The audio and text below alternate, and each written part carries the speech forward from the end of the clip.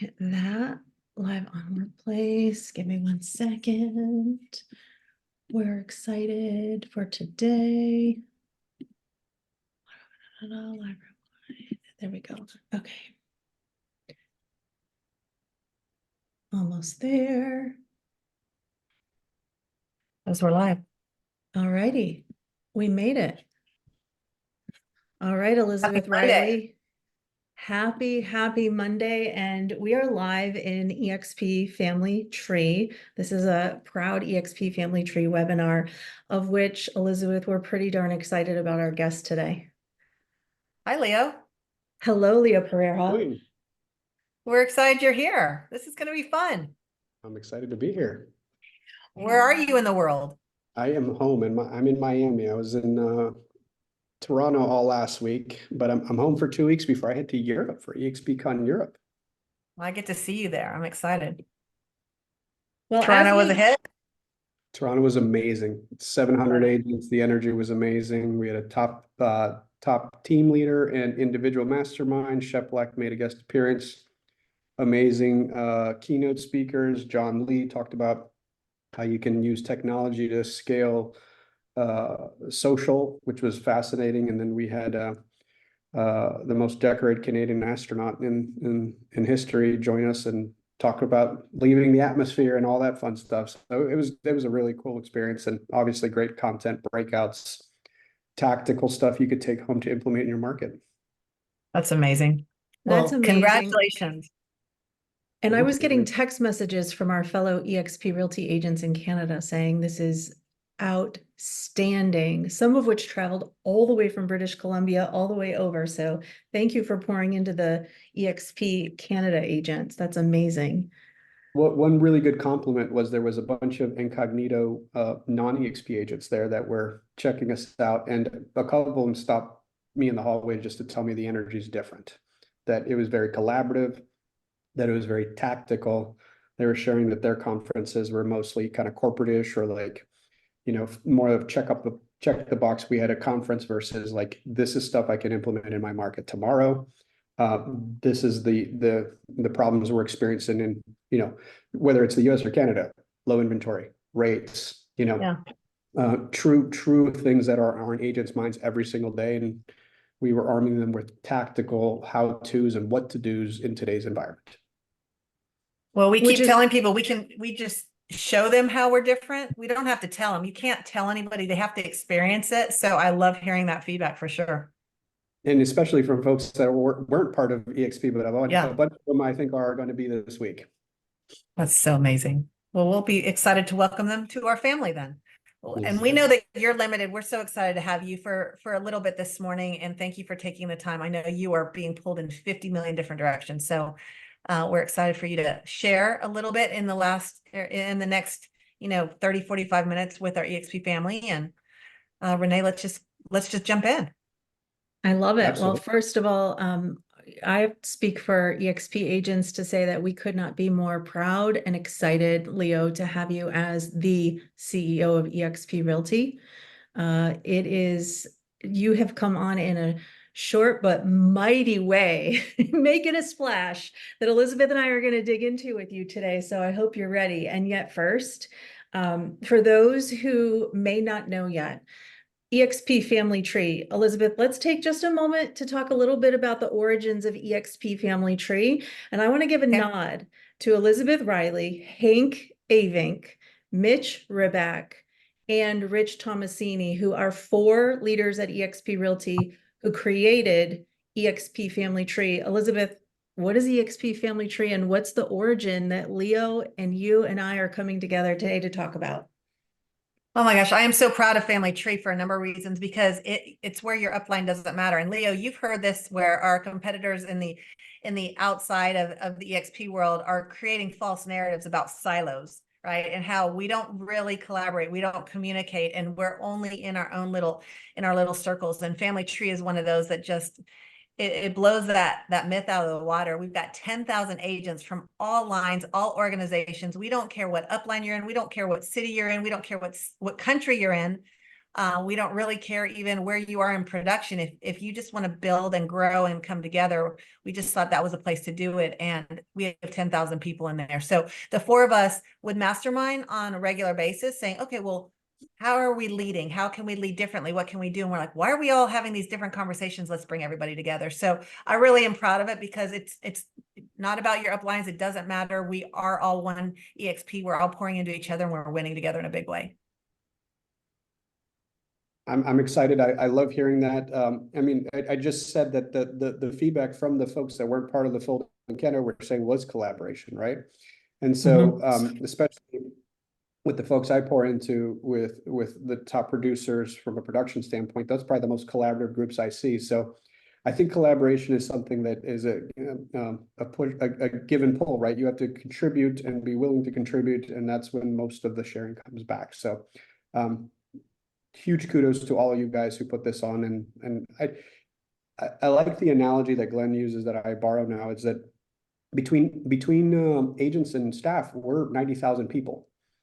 That's bigger than the average United States, of America or Canada city, right? So when you move to a new town, which I did recently a couple of years ago, there's parts of Miami or restaurants in Miami I still haven't found, right? Like sushi is some of my favorite food, and there's a restaurant that I had heard about for 3 years, and I'm like, how did I not try this before, right? So when you go somewhere new, a lot of it you have to have the kind of the desire also, right? Like I was talking to an agent the other day that was saying something about education and training. I'm like, do you know what is in university? Have you ever spent, let me connect you with this gentleman named Brian Ellington. And she messaged back and she said, oh my God, this was all here. And I've been here for years and didn't know how much stuff is part of the ecosystem that's completely included, no additional fees, just, available to you. Well, we're 90,000 agent, we're community builders, right? We're all in this community together. And when one wins, we all win. And that's the crazy thing. We have so many resources. I tell people all the time, it's wonderful to have all these tools on the tool shelf, and then I can pick and choose what I need depending on where I am in my career. But I would rather have too many options than not enough. And I think the way eXp has been built, we have more options that can fit any agent from newer agent to very, very, very seasoned. And if people show up and plug in, they're not going to fail in our ecosystem. 100%. And we talk about the eXp Realty community. Leo, for a moment, I'd like us to envision the current eXp agents, the agents that are a part of the eXp family. What's most important for our current agents to know about their company in 2024? Well, funny you ask. It's what I've spent all day talking about to different folks in legal, in operations, in externally. I was on the phone with a C-level of a very recognizable company. We're about to experience the biggest shift the three of us have ever experienced in real estate. And it's coming fast and furious. And I'll tell you, I spend a disproportionate amount of my time making sure that we're operationally ready. Now August 17th was mid-July. And I'm gonna do an updated live if it hasn't been promoted on social. It's going to be promoted today, this week. We're already almost ready to roll out our buyer agreement 2.0, meaning we've already iterated on the first one. We rolled out 14 days after the NAR settlement was announced. And the company I was talking to was, we were kind of going back and forth on philosophy. And what they said is, if every other company was behaving like you are, we wouldn't be having this conversation. Yeah. And I forget that, right? Like it's actually, vantage point and, point of view is such an important thing in communication, because a lot of times we approach things from like, well, so-and-so, and they're like, yeah, but not everybody else thinks or behaves like you. And Holly and other folks from our leadership team attended NAR last week. And one of the feedbacks, just like, Canada was collaboration, that we heard from brokers of all sizes is we're actually being leaders in this shift. We're the only company putting out paperwork, holding trainings, asking questions, being very proactive. Like my one thing that I want people to understand is we cannot be reactive. Because I said this on a call last week to somebody, I promise you that in September and October, you are going to be on the other side of an agent losing their mind at settlement when they make zero money, right? Because we're going through this shift where there's going to be listings on the MLS as the shift occurs, that we're offering a unilateral offer of compensation, and then the others that had a zero.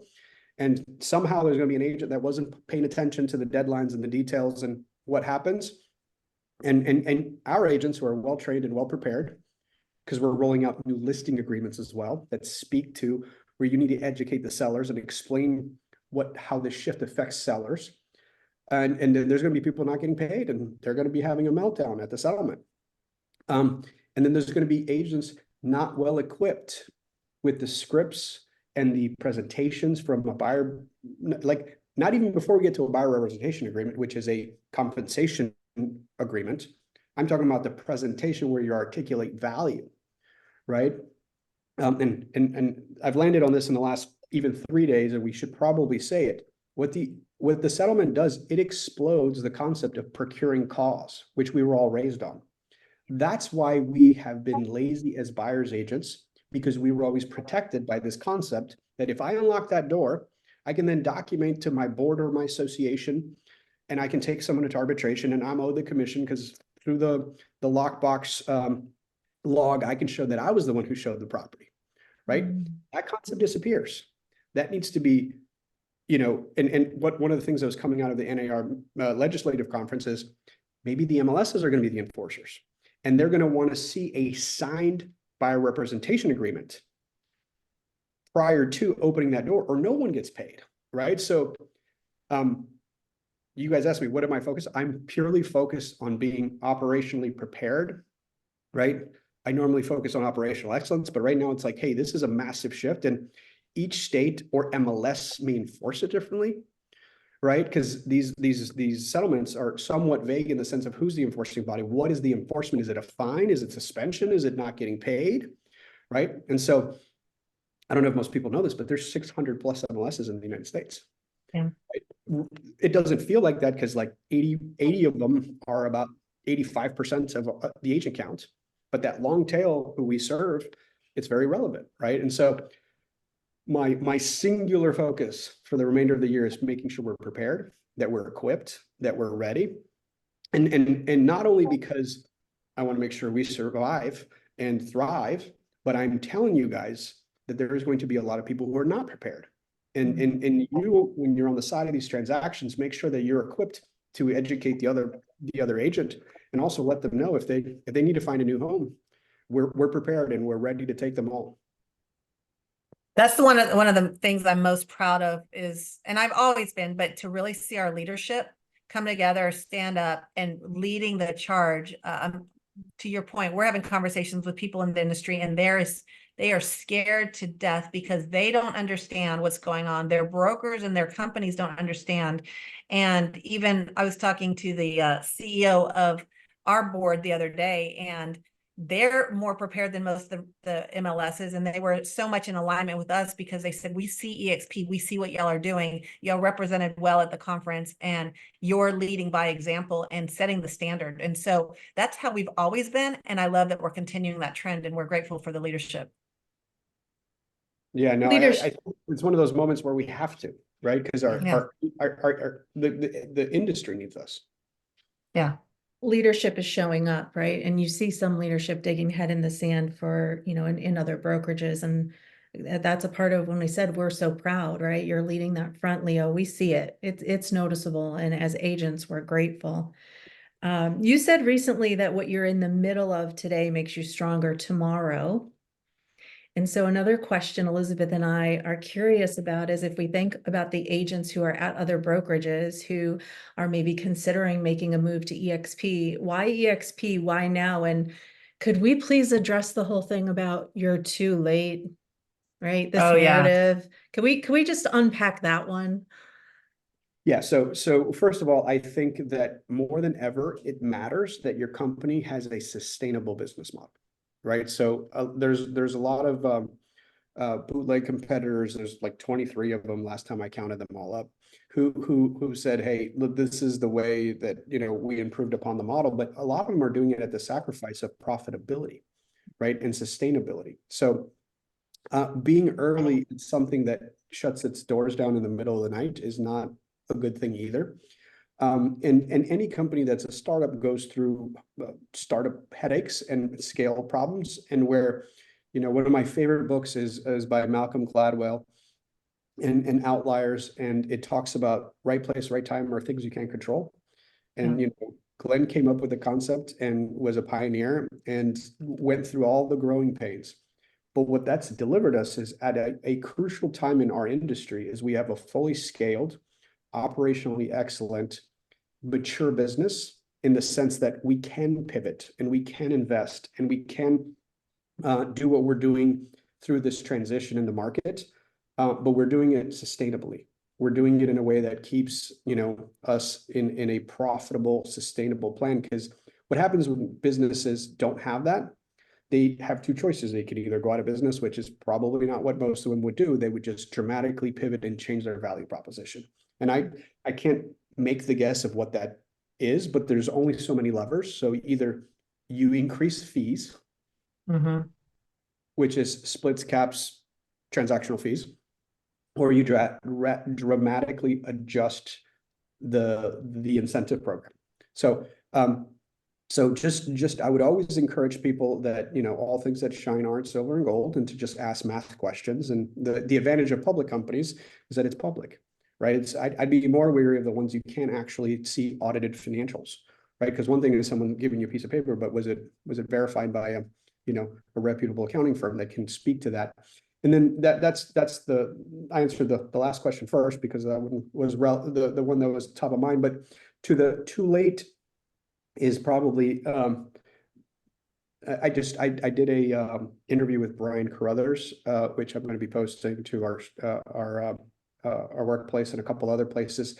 And I actually just spent some time with him in Virginia, and he said, when I joined the company I was at, which is a direct selling company, they were 25 years old. And the reason I picked them over a newer one is because they are sustainable and scalable.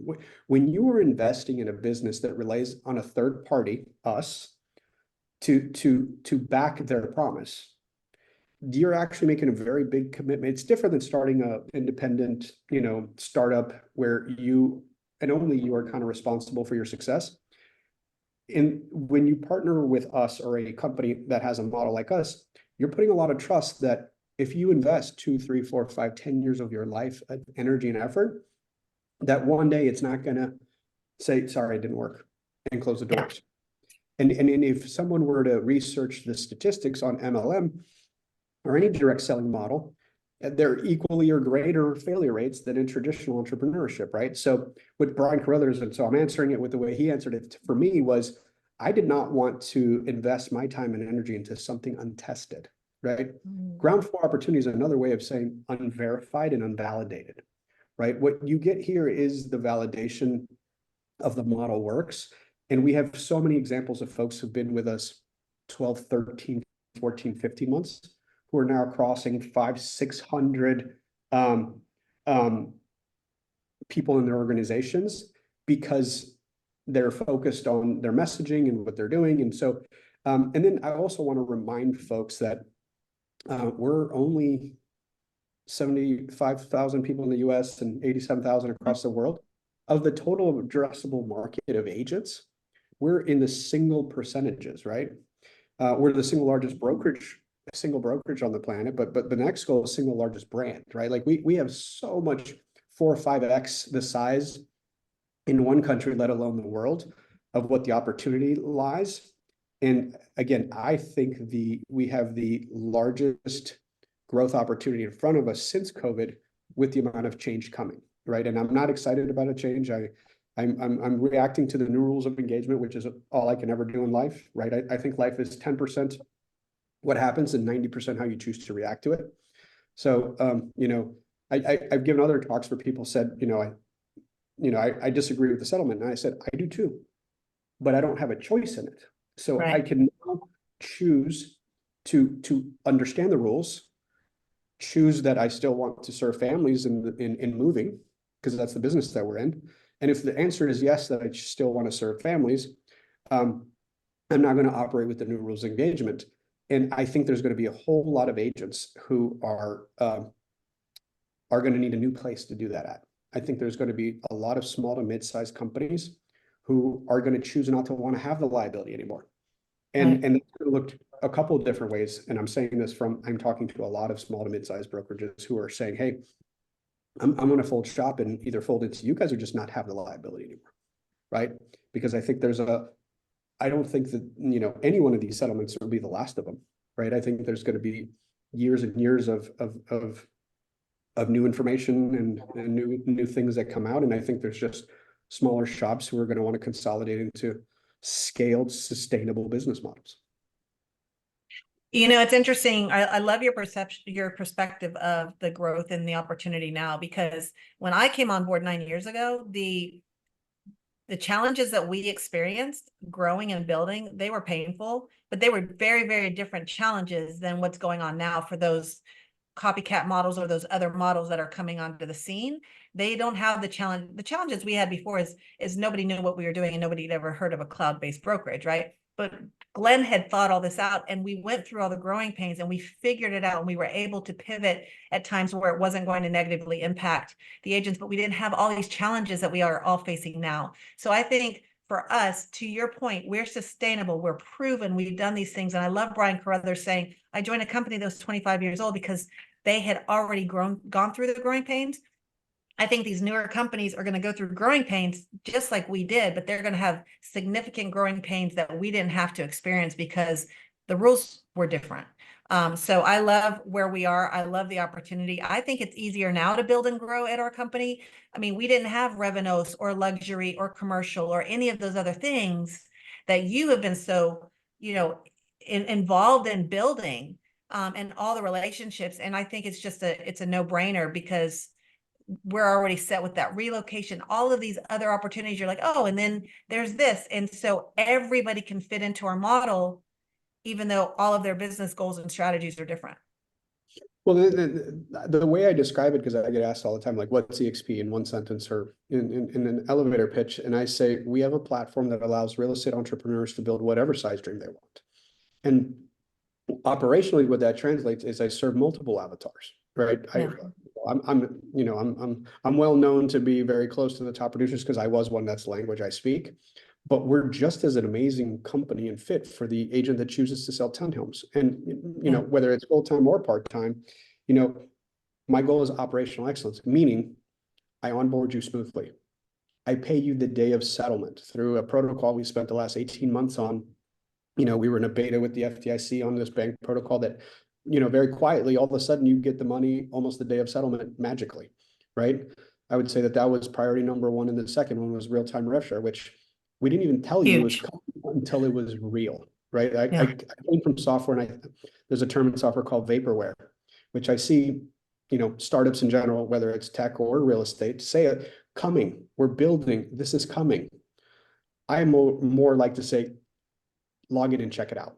It's not live, right? Like I like betas where, maybe there's a specific group of agents where we test things on, but you normally don't hear from me until I post it on social and say, hey, log in and click this button, because we don't know what we don't know. We don't know what's going to happen when you roll it out at scale. And so we test thoroughly, but then that's what a mature business does, right? Versus saying, hey, I'm building this, I'm building that, it's coming soon. There's a little asterisk at the bottom. Not all markets applicable, right? Like there's a lot of the things that I see and gets pitched to me. My first question to become a solution or a partner for us is, does it work in all 50 states? And if the answer is yes, does it work in Canada? Does it work in other countries, right? Like I will never actually bring on a product that only works in a region of the US, because it's not largest concentration of our agents are in the US. But like if it doesn't work, if it only works in the Southwest or just Texas or California, like I'm not going to roll that out at the corporate level. You can work with whomever you want. We don't tell you how to run your business, but if I'm going to integrate it into our workflow, it's got to work everywhere. Like, the button has to pop up and say, would you like X? The back end has to be scaled, sustainable, right? The decision I encourage agents to go through when vetting where to hang their license is the same one I put our vendors through, right? Like if a startup is pitching us an idea, I start asking them questions that make them very uncomfortable, like, who's on your cap table? Who owns your company? Are you profitable? How much cash do you have in the bank? What does your run rate look like? Because the last thing I want to do is onboard a product or service and you guys love it and it runs out of money in 6 months, and then we have a bad experience. So I actually ask, what I'm encouraging agents to do their due diligence before choosing their brokerage is the same process I put through potential products or service vendors for us. What? That's such wise guidance too, if we think about it, that the more questions we're asking in advance, then you're making solid decisions that are sustainable, right? And I love that thought for us all as agents to remember that as we're making decisions as to who we're aligning with, the same thought process. You hinted a little bit about RevShare 2.0. So thinking about RevShare 2.0, first of all, thank you. Yeah. Right, Elizabeth? I mean, really, thank you. The stories that are coming out of that just alone, Leo, or I mean, wasn't it $1 million paid out the first day it launched? And Yeah, some of it these was family, like 8 hours. yeah, So and these, there's a couple of things with the RevShare 2.0. One is a reimagination to making sure we still have the best value proposition. And the one you're referencing, Elizabeth, was real-time RevShare. So I'll address them separately. Yeah. One, well, real-time RevShare was the one I was very excited about because it was a very heavy tech build, but it was the concept that basically the second a transaction disperses and that money has been allocated into RevShare, you could see what was coming in your next payment. And just the simple explanation is, if there is more than $1 in that account, you can now hit a button, and the reason why $1, because that's all, like, we basically made it whatever the cost to send the money. We made it basically a clean pass through to you guys, is all it takes, and you can unlock that money. And again, when we turned it on and we sent the email, I want to say in the first hour is like 300 grand went out. And by the end of the day, it was like $1 million.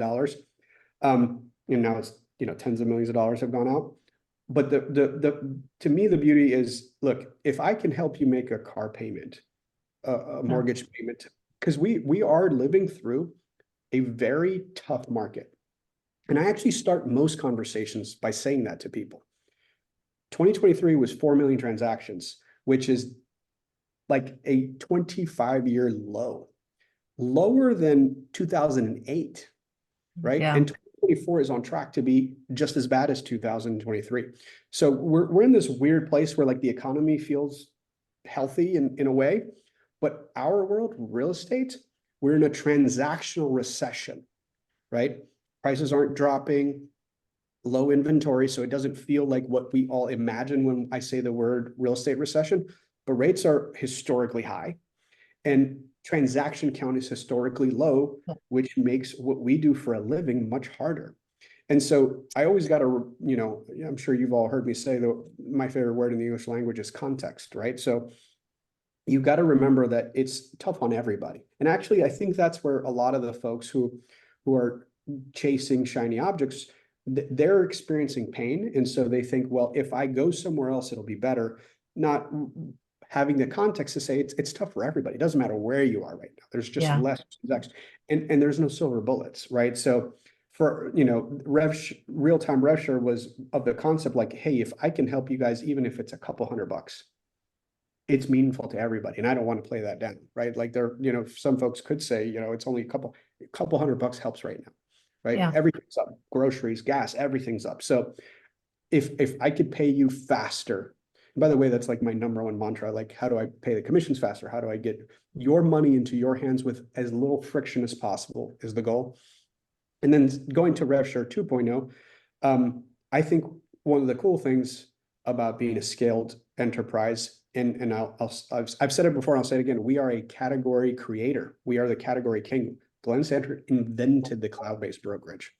And one of the things when you see a scaled category king, Amazon, Meta, Netflix, is you have the ability and the right that when you see something created by somebody else and say, hey, that's really cool, we can buy it, rent it, acquire it, copy it, right? Copy and paste. Yeah. And we have the right to do that, just like other companies copied our entire business model.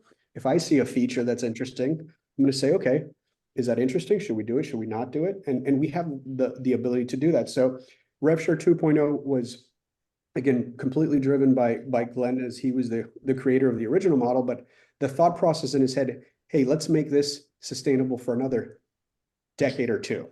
How do we make this just as amazing of an opportunity for the next generation of agents who want to become, Elizabeth and Renee, who have just as fair of an opportunity and as big of an opportunity as possible. So I think through a very collaborative feedback loop of agents of all sizes. And I think that's the really cool takeaway. This wasn't designed for the top earners in any way, shape, or form. This was in mind with the more, statistically average agent from both a production or rev share, where the opportunity was just as amazing for them. And to your comment, Elizabeth, the feedback has been amazing. So it was not easy. It was a very long kind of feedback loop. We crunched numbers so many different ways and tens of millions of iterations of possible, unintended consequences. Like if we do this, then that doesn't work. If we do that, that doesn't work. So I will tell you that the amount of permutations of math I saw in the last 6 months was mind-boggling, but I'm pretty excited with what we landed on, and I'm more excited by the feedback we're getting. Well, and it speaks again to the leadership, because you're not just saying, okay, we'll do this and see what works. You were taking into account, because I was behind the scenes seeing a lot of, the conversations that were going on, not just me, but a number of us, and how long this was going on, because you guys were running every different scenario to make sure that everyone was taken care of and that you didn't, leave any stone unturned. And I think sometimes people will just do the easy button, say, okay, this will affect a number of people in a positive way. Let's just do this. It'll make some people happy. And you guys were really focused on how do we make the majority of people successful in this new model and this new iteration, and not only for now, but beyond. And so again, it speaks to leadership and how y'all handled it. Because there was some folks that was probably not as beneficial for, but those folks actually were the ones who said, hey, but in the long term, I see the advantage for everybody. And that actually makes the business sustainable and defendable and scalable. I was one of those people. I was like, yeah. So I get it, but again, when you own something, and we all own this company, you think about it and you approach conversations differently, right? It's no longer about the one, it's about the many. And that's why eXp makes me so proud, because when one wins, we all win together. And so you have to make different choices and tough choices. And I don't really think it was tough choices, because this company is going to be here for the long haul. And we're going to cascade and benefit so many, because we're just getting started. Elizabeth and I were on a call shortly after it was announced, and one of the amazing parts that we had the ability to do, Elizabeth, remember, we were like, oh, that will help this agent, and this will help that agent. And she and I were going through and thinking of all the agents in our world and thinking, wow, goosebumps. It was thought RevShare 2.0 and all the new benefits that are rolling out in this company are not for one type of avatar. It is literally the company of eXp Realty saying, there's no box. You don't have to fit in a single box to have a home here. You're thinking about all the different avatars, which is smart. And again, we're grateful. So let's talk about misconceptions, Leo. What's one of the misconceptions about eXp Realty that needs to be cleared up once and for all? The one I say the loudest, that all we do is recruit, we don't sell houses. We sell the most houses. So in 2023, we ranked #1 in transactional volume, unit count, by 355,000 transactions, which is roughly 40% more than #2. And when you get down to like #4, I think we were 100%, and like 5 or 6, it's like 6x. Right? That's significant, Leo, what you just said, and you kind of quickly glossed over that. 40% more than #2 in one of the worst markets since 2008, right? And why are we doing that? Because our agents are trained, they're thinking differently, they're serving their clients at a high level, and we have all the resources and tools to support whatever that looks like. That is significant. 40% is not a quick number to gloss over. No, and again, in the Pareto's law of 80-20, our top 250 teams sold north of 69,000 homes. That would have made them the 6th largest brokerage in the United States by transaction count. So it can't be said enough. We sell the most homes, and more importantly, at the average price point, right? Because we're not number one in volume. We're number 2 or 3, which if you take our average price point, we are serving the average American family, right? So we're not focused on uber luxury or anything of that nature. We have phenomenal luxury agents who have some amazing record-setting prices, but at scale, we serve the most American families, The everyday person. which I'm very proud of. Especially with all this legislation and NAR and commissions, I do remind everybody at the end of the day, it's like, first, take a deep breath. This too shall pass. But secondly, at the end of the day, what we do professionally is serve families in the largest decision they make in their lifetime.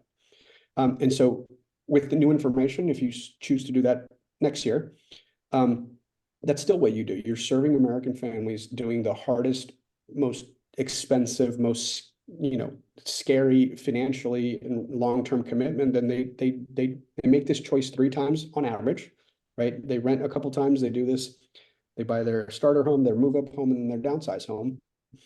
And we get to be the Sherpa that guides them through this process, which I don't take lightly at all. Love it. Love it. Well, I know you only have a few more minutes with us, so a couple questions. Are you good with that? Sure. Shoot. Yeah. Okay.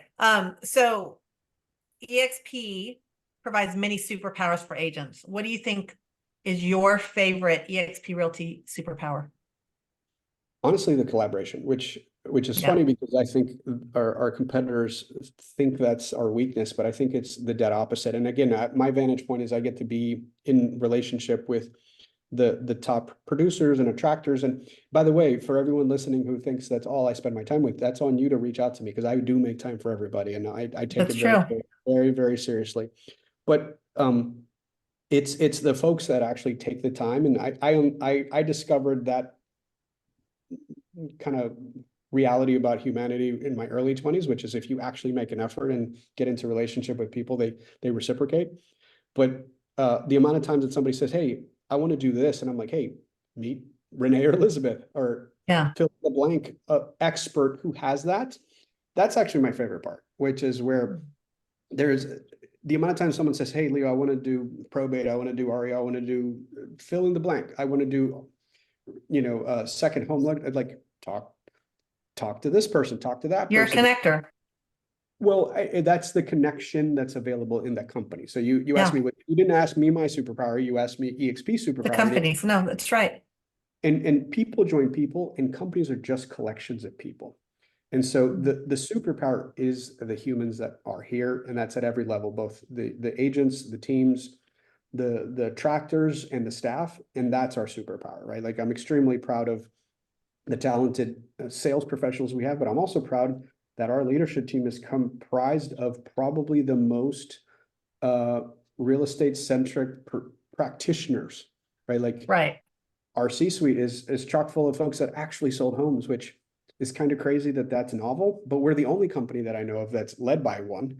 And it previously led by one in Glenn. And then just, SVPs on down, most of us sold homes, and not like I tried it out for a weekend and got a job. Like, we did it to feed our families for many, many, many years. Yeah, you excelled in those areas. Well, collaboration, I think, is super key as well. And I know we're in alignment on that. And for me, culture is super valuable. And I think, again, you have these false narratives being created from people that don't know our culture and don't experience our culture. And when we were first starting this company, we were smaller. I mean, culture is easier to create when you're smaller, and it's harder to keep as you grow. I think we've done a phenomenal job, again, because of our collaboration, because we're all one, we're all together. How do you see that continuing moving forward as we grow and scale? How do you think we can all collectively help promote the culture and keep the culture as valued as it is? So that's a great question.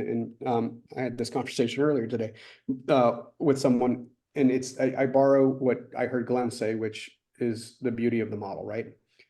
Glenn created an experiment in distributed leadership, right? So folks that came from other organizations, corporate or franchised, right? You have these models where there's different folks that own a region, an office, a territory, or you're completely corporate owned. And then you have these folks in the field who are, regional managers, owners, all that kind of stuff.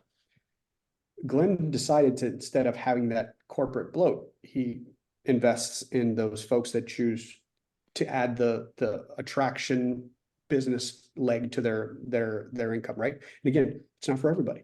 And I always almost start with that should be the cherry on top to come to eXp, not the reason to be here. I want you here because we're the most operationally excellent real estate company on the planet. We onboarded you the smoothest, we pay you the fastest, we answer your questions the fastest. We are the best brokerage as the foundation, but then We are where the pros go to grow. 100%. But with that comes the responsibility of owning the culture, right? Because we don't have these intricate layers of regional folks in the field, territory directors, like, again, fill in the company name, they all have different structures. We actually partner with you guys to do that. And that's where you have these amazing cultures that have been created. So I think part of it is explaining it's not a feature. I mean, it's in software, you say it's a feature, not a bug, right? When some people say, well, it doesn't work, it's like actually it was designed to work that way, right? So I think part of it is for the folks joining the organization is to actually understand that that's our DNA. So once you're here, the way the culture works is because we all pour into the cup, right? Like, so it's not just take, it's give. Right. You when you join have to take the ownership of saying, hey, I'm going to be part of leadership, right? I don't need a corporate paycheck or title. I'm choosing to be a leader in my market, whatever that means to me. That is teaching a newer agent how to fill a form, or creating a mastermind where you do best practices for fill in the blank, or attending one put on by somebody else and you just share best practices based on your skill set. So, it also depends on what part of the journey you're on. Are you still learning, or you're able to teach now? Yeah. On that Leadership too, is in a box. It's not a checkbox, right? Everybody is a leader in their own way, and that's what makes it so unique and people coming together. And I love that answer. I love that answer. An eXp Family Tree is another great example of that fact. It's agents coming together to pour into the cup. It's not a group of people coming together to take from. When you go into eXp Family Tree, it's people contributing authentic collaboration and trainings and just giving of their time, because you know what happens after that? Amazing things cascade out. They also come back to you. Well, and not only that, what's great too, Renee, is we can see all of us that are involved in the company, we see the different leaders that don't even recognize what they're doing is leadership. They don't recognize what they're doing is unique, and they're succeeding in different ways. And so those of us that can recognize that, we can pull them up alongside of us, and alongside, because it's not fun to be at the top by yourself on an island or on a mountain by yourself, right? And so we've got all these agents that are newer. I mean, there's some newer agents that are doing things that I'm learning from every single day. I was like, oh my gosh, that's brilliant. Come in and teach that. And so it's just lifting others as we all climb. And it's showing them that leadership's not checking a box. Absolutely. Well, we have one last question for you, Leo. And it's a doozy. I think you got it though. What's next for eXp Realty? Yeah, so I get this one a lot. Step one is making sure we're prepared for the shift. I don't want to underemphasize it, because I think a lot of other folks are taking the ostrich method of just sticking their head in the sand and hoping it goes well. Yeah.